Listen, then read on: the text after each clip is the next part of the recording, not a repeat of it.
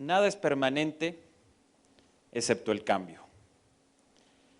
Y hoy, en el tiempo que estamos viviendo, pocas veces se puede comprobar la realidad de esta frase. Por ejemplo, el conocimiento humano tardó en duplicarse, la primera vez que se duplicó, tardó 1750 años. Hoy, el conocimiento se duplica prácticamente cada 5 años. Imaginen también cómo han cambiado, por ejemplo, los automóviles, los coches. Imaginen cómo eran hace 50 años y cómo son hoy, incluyendo los coches y los autos que hoy se mueven con energía eléctrica o que incluso se manejan por sí mismos. Acuérdense de los teléfonos, cómo han cambiado de los ladrillos a los teléfonos inteligentes que hoy tenemos en día. Imaginen la cantidad de cambios que han sucedido en los pocos años o en los años más recientes que hemos tenido. Simplemente las redes sociales o el internet que hace 30 años eran inexistentes y que hoy más de 70 millones de mexicanos utilizan. Y el crecimiento ha sido exponencial. Hace tan solo 2 años únicamente las utilizaban más o menos 30 millones de mexicanos. En los próximos años el 100% de la población o prácticamente el 100% de la población va a utilizar las redes sociales. Y mientras vivimos en este mundo que todo está cambiando y cambia a una gran velocidad por la velocidad del cambio tecnológico y tenemos estos ejemplos y muchos más, la educación sigue siendo más o menos la misma que hace 50 años. La mayoría de las escuelas de México, la mayoría de las escuelas de nuestro país siguen enseñando como enseñábamos hace 50 años. Un maestro que da información, alumnos que la reciben pasivamente, que memorizan, que se les dejan tareas mecánicas, es decir, todo un sistema educativo estructurado a través de la acumulación de conocimiento y de memorización, alineada con procesos industriales o de producción que ya quedaron muy atrás. Y hoy seguimos educando así, en lugar de educar para la libertad y para la creatividad, para las habilidades y los conocimientos que se requieren en el siglo XXI. Dejar a un lado la memorización para pasar a que los niños, las niñas y los jóvenes aprendan a aprender, aprendan a discernir, aprendan a razonar, aprendan a diferenciar lo que importa de lo que no es importante, que más allá de tareas mecánicas hagan trabajos de investigación para poder aprender a razonar. Aprender, sí, lo fundamental de las habilidades del idioma, del español, del inglés, de las matemáticas, pero también la importancia de las artes y todo lo que pueda detonar esa creatividad y la formación de la libertad para vivir de manera responsable en una democracia. Y precisamente, esa transformación es la que estamos haciendo con la famosa reforma educativa. Seguramente todos ustedes han escuchado hablar de ella, pero posiblemente quede lejana, como algo abstracto, conflictivo, ya que quienes no quieren perder privilegios han puesto resistencias a esta reforma. Pero en el fondo, de eso se trata esta reforma, de cómo finalmente dejamos atrás un modelo educativo que lleva más de 50 años cuando todo lo demás está cambiando y dejamos a un lado la memorización para aprender a aprender, para educar, reitero, para la libertad y para la creatividad. Y eso que suena muy fácil es el cambio más importante que puede hacer nuestro país ahora y hacia el futuro. Si en México logramos hacer esta transformación educativa, seguramente estaremos construyendo un país exitoso en el siglo XXI que podrá competir y triunfar con quien sea, en donde sea y bajo cualquier circunstancia, más allá de lo que pase afuera de nuestro territorio. Y es precisamente por eso que esta fue la primera reforma que hizo el presidente Peña Nieto y por eso también la que él mismo ha dicho que es la más importante de todas. Por supuesto que hacer esta transformación es complejo y se requiere hacer un cambio muy profundo para que logremos impactar al aula de una manera distinta y transformar lo que buscamos, que es la educación y la preparación de nuestros niños y de nuestros jóvenes. Para lograr esa gran transformación se requieren 4 grandes cambios. El primero es cómo tenemos mejores maestras y maestros en todo México. Desde que tuve el honor de ser secretario de Educación, decidí que si bien mi oficina es una oficina muy bonita, es prácticamente un museo, en donde despacho desde lo que fue el escritorio de José Vasconcelos, primer secretario de Educación y gran intelectual en los años 20, y que me gusta mucho todo el trabajo que realizo ahí, decidí que no quería ser un secretario que se quedara en su escritorio esperando el reporte de algún colaborador. Quería salir a recorrer el país, a recorrer las escuelas, a platicar y a ver a los ojos a las maestras y a los maestros de México para conocer sus problemas de manera directa, conocer a los estudiantes, conocer la realidad de las escuelas, y así he visitado 2, 3, hasta 4 escuelas por semana, como hoy que estamos también aquí en una escuela. Y en esos procesos he visto que la inmensa mayoría de las maestras y de los maestros de México son maestras y maestros que se despiertan muy temprano para llegar a tiempo a sus clases. Son maestras y maestros que sufren, vibran y viven con sus alumnos. Son maestras y maestros que le quitan tiempo a su familia para preparar las clases del día siguiente, que le roban horas a los fines de semana para seguirse preparando e intentar ser mejores. Algo que he aprendido de las maestras y de los maestros de México es que ser maestro no es un empleo más, sino es una absoluta vocación de vida. Sin embargo, había que reconocer que en la estructura de nuestro sistema de educación pública, que por cierto es uno de los 5 más grandes del mundo, con 34 millones de alumnos, 2 millones de maestros y más de 260,000 escuelas a lo largo y ancho de todo el país.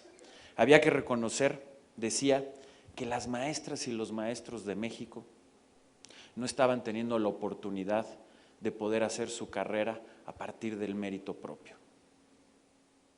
Desafortunadamente, a lo largo de los años en nuestro país se arraigaron prácticas como la venta y la herencia de plazas. Y de esa manera es como las maestras y muchas de las maestras y maestros conseguían su empleo.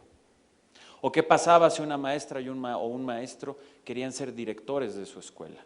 O subdirectores o supervisores. En primer lugar, tenía que pasar mucho tiempo. Alguien joven no podía llegar a un puesto así. Y en segundo lugar, tendrían que haber tenido algún tipo de palanca con el sindicato o con algún político o con la burocracia. Desafortunadamente así funcionaba nuestro sistema y esa es una de las explicaciones de por qué poco había cambiado y evolucionado.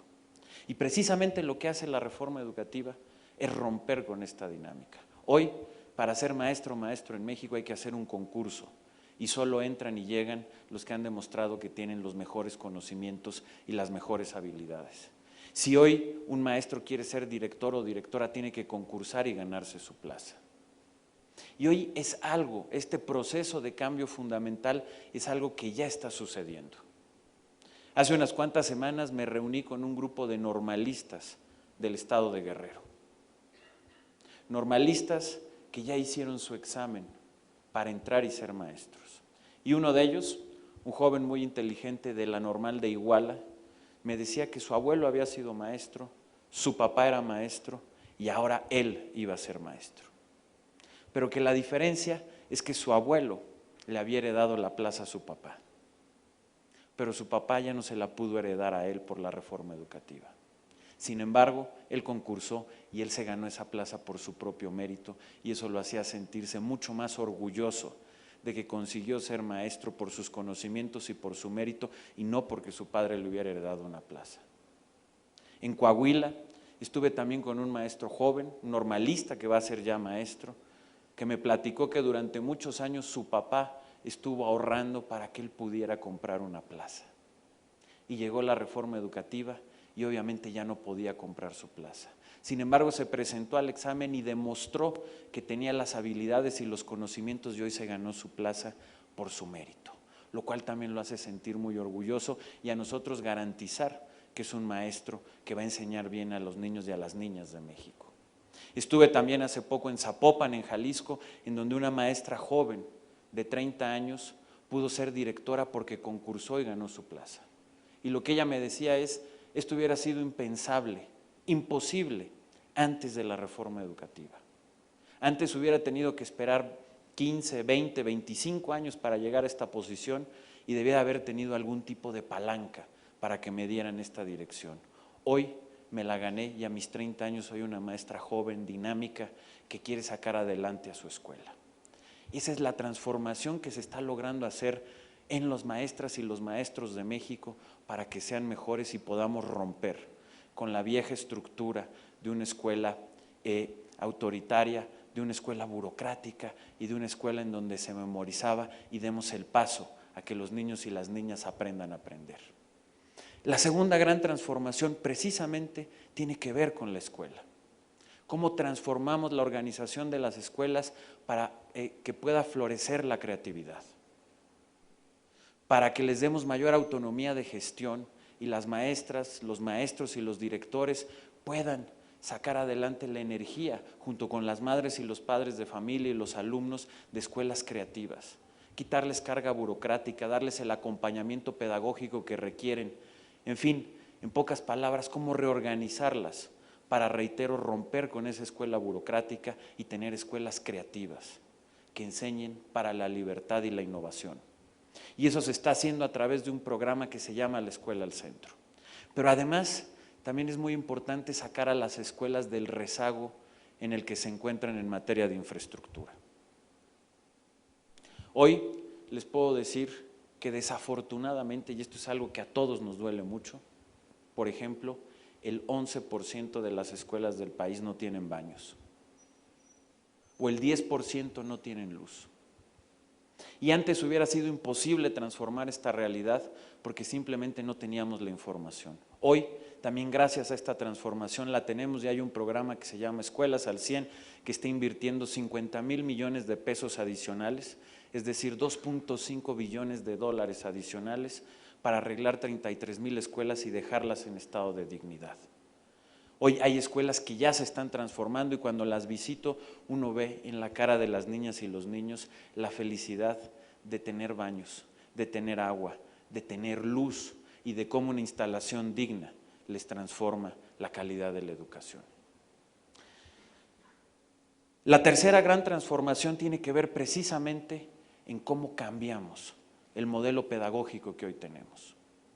Cómo sustituimos este modelo mecánico centrado en la memorización para desarrollar un nuevo modelo en donde se aprenda a aprender, en donde los niños aprendan a discernir, aprendan a razonar, puedan diferenciar lo que importa de lo que no importa, en donde incluyamos, como lo vamos a hacer en el currículo, las habilidades socioemocionales, que antes se pensaba que se desarrollaban en la casa o se nacían con ellas, y hoy sabemos que también se pueden desarrollar en la escuela, que son que los niños y los jóvenes se aprendan a conocer a sí mismos, que sepan trabajar en equipo, que sean seguros de sí mismos, que sepan hablar en público, que se sepan expresar. Todo eso nos va a permitir un cambio muy profundo. En esto permítanles contar una anécdota. Yo, al igual que muchos de ustedes, tuve la fortuna de ir a una escuela con un enfoque activo y muy moderno para su época. Y en esa escuela, en lugar de tareas, lo que nos dejaban eran trabajos de investigación. Y yo recuerdo, estoy hablando de la primaria, de un trabajo que decidí hacerlo sobre Emiliano Zapata porque siempre me ha apasionado la historia y la Revolución Mexicana. Fue un trabajo que me costó semanas investigar, sacar conclusiones y después presentarlo a mis compañeros. Y obviamente, al pasar el tiempo hay datos de los que ya no me acuerdo. Yo les preguntaría a ustedes si alguien sabe en qué año fue la toma de Chilpancingo, por ejemplo, que fue clave durante la Revolución Zapatista.